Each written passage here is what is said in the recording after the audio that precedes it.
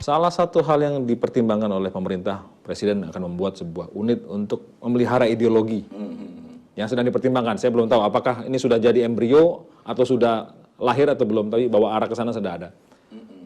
Pak Mahfud juga ikutan di situ. Ya. Apakah itu sedemikian urgent menurut Anda? Pemikirannya begini, di bawah ini sekarang masyarakat sudah, waktu itu sebenarnya sih sejak tahun 2011, 5 tahun lalu lah, kita sudah bicara itu dalam pertemuan dengan Presiden SBY, semua ketua lembaga negara ketemu. Ini ada kekhawatiran luar biasa.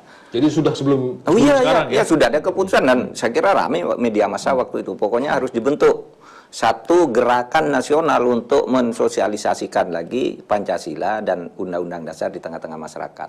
Isinya sama seperti P4, tapi tidak sama persis doktrinnya gitu. Kita buka Pancasila sebagai ideologi terbuka. Nah pada waktu itu tidak ada yang berani karena takut dituding ini melanjutkan kebijakan P4. Ya, iya. Kalau MPR mau melakukan tidak bisa, dia kan lembaga legislatif ya, lembaga permusyawaratan rakyat. Lemhanas juga tidak berani. Waktu itu Pak Joko Suyanto mengumumkan akan disalurkan ke lembaga-lembaga pendidikan. Tapi ya sama aja sampai sekarang semakin kisruh.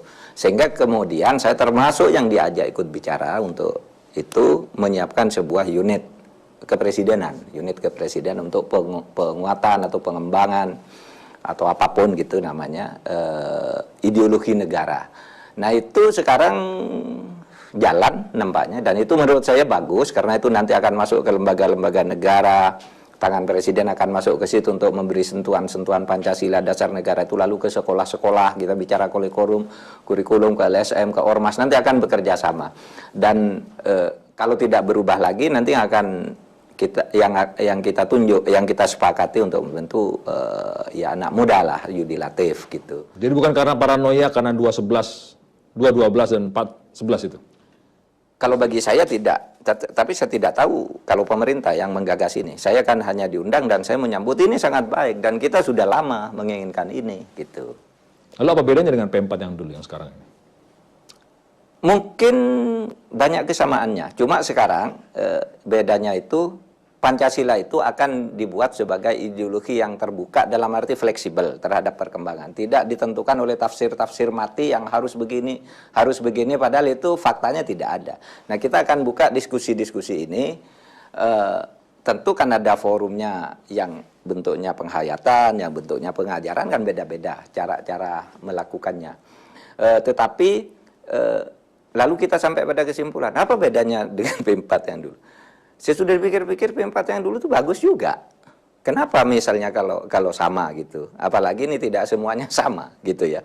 Tapi pola seperti itu dulu kan bagus sekali. Anak kecil dulu hafal Pancasila, hafal pembukaan Undang-Undang Dasar, hafal lagu Indonesia Raya dan sebagainya. Upacara hormat bendera itu dulu selalu dilakukan zaman-zaman itu. Sekarang atas nama reformasi lalu tidak lagi, sehingga anak-anak tidak tahu lagi Pancasila misalnya. Saya dulu kan pernah bicara juga di TV ketika hari ulang tahun Pancasila 1 Juni itu, TV One melakukan semacam survei mendadak atau wawancara mendadak. Ditanya Pancasila itu iya, 1, Pancasila 2, 3, 4, 5. Iya kan. Coba kamu tahu Pancasila, tahu Pak, dasar negara. Coba sebut sila kedua, kerakyatan yang dipimpin. Salah kan? Ini anak kampus. Pindah lagi ke orang sedang jalan kaki, wawancarai, salah lagi gitu. Kalau dulu zaman Orde Baru anak kecil aja hafal semua gitu Pancasila, kalau sudah agak besar sedikit pembukaannya hafal gitu. Lalu dulu yang menjengkelkan juga disuruh hafalkan menteri-menteri juga. Akan beda ketika saat membawa bendera bertulisan sesuatu dengan gembira, dengan senang, tetapi ada yang sambil memaki-maki, itu kan beda pasti, mensreanya beda gitu. Nah yang begitu-gitu yang harus diurus dengan benar gitu. Tetapi hal-hal lain yang kecil-kecil kalau saya kembalikan.